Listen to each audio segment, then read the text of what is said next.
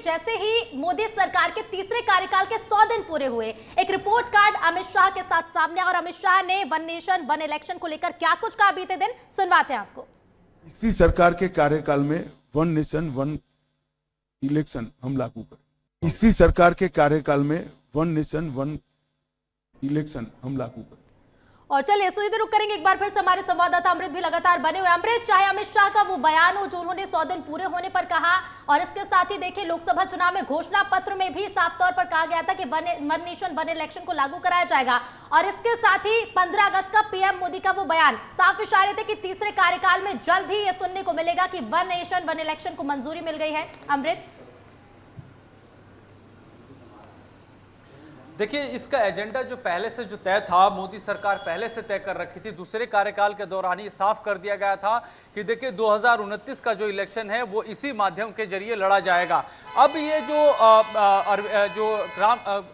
जो हमारे जो पूर्व राष्ट्रपति रहे, उनके अध्यक्षता में जो कमेटी बैठी है, जो मेरे पास एक डेटा है उसमें ये है जो अभी बैठक के बाद कि इसमें 47 पॉलिटिकल पार्टियों से सुझाव लिए गए, जिसमें से 32 ने हामी भरी है। उनके जो राय जो शुमारी की गई उसमें से 32 ने कहीं इस पे रजामंदी जाहिर की है 47 में से। इसके अलावा 80% लोगों से जो जनता है, उनके जरिए अखबारों के जरिए बहुत सारे लोगों के राय लिए गए, उनमें से 80% जनता भी चाहती थी कि ये वन नेशन वन इलेक्शन हो। इसके अलावा लीगल एक्सपर्ट कमिटीज हैं, अर्थशास्त्री जो है वो जो जानकार हैं, उनसे तमाम जो भी जितने भी स्टेक होल्डर्स हो सकते हैं डेमोक्रेसी में, इलेक्टोरल पॉलिटिक्स में, उनसे सबसे जो है राय शुमारी की गई, बातचीत की गई। उसके बाद यह रिपोर्ट तैयार करके रामनाथ कोविंद की जो कमेटी है उसने कैबिनेट के पटल पे रखा है। और यही वजह है कि सरकार भी इसको लेकर के आश्वस्त नजर आ रही है कि जिस तरह से सरकार ने नोटबंदी को लागू किया, जिस तरह सरकार ने 370 को खत्म किया है,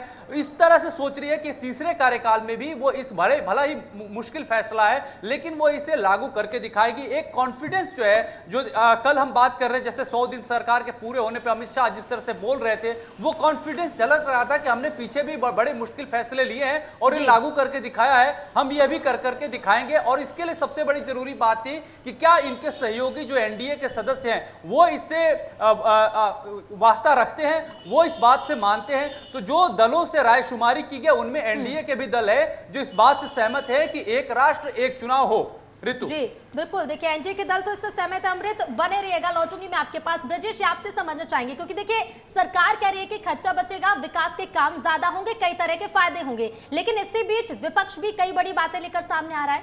बिल्कुल, जो इस वन नेशन वन इलेक्शन का सबसे बड़ा नुकसान यदि किसी को होगा या होने की आशंका है वो है क्षेत्रीय दलों को, क्योंकि क्षेत्रीय दल क्षेत्रीय मुद्दों पर चुनाव लड़ते हैं और यदि एक ही नैरेटिव पर पूरे देश से लेकर विधानसभा तक चुनाव होगा तो वो एक नैरेटिव रहेगा। तो जो विपक्षी दल है, खासकर जो क्षेत्रीय दल हैं, वो इसकी हमेशा से खिलाफत करते रहे हैं। उनका मानना है कि यदि एक नैरेटिव के आधार पर पूरे देश में चुनाव हो जाएगा तो उनके लिए कोई गुंजाइश बच नहीं रह जाएगी।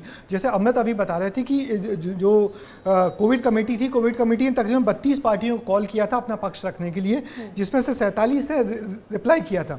उस 47 में से 32 ने हाँ कहा था और 15 ने ना कहा था। मगर जहाँ तक बात करें इस सरकार के घटक दलों की, तो इस सरकार के जो दो बड़े घटक दल हैं, जेडीयू और टीडीपी का रुख अभी कोई क्लियर नहीं है, वो इसके विरोध में ही है। मगर जेडीयू ने इसके लिए हामी भरी है कि हाँ वन नेशन वन इलेक्शन होना चाहिए। तो बड़ी बात तो सरकार के सामने एक बड़ा टास्क पूरे देश के राजनीतिक दलों को मनाना है।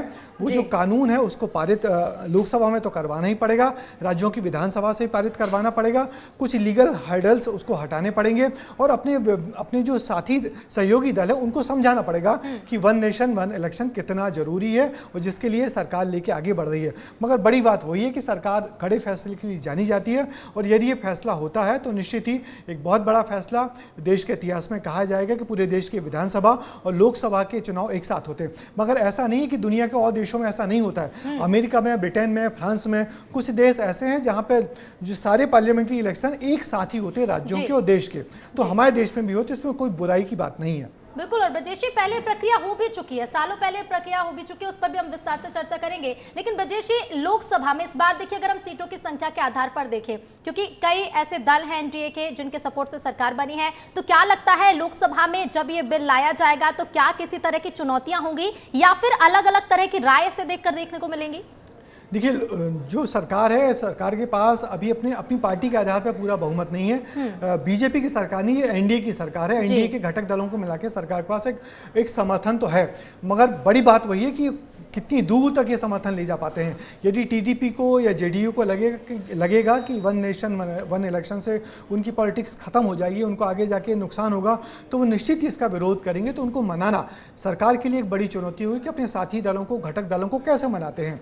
तो ये बड़ी चुनौती है सरकार के सामने। उसके बाद जो विपक्षी दल है, जिसकी अच्छी खासी संख्या है, जो हर चीज़ में सरकार से टकराव कर रही है, तो वो तो निश्चित ही इसका विरोध करेगी।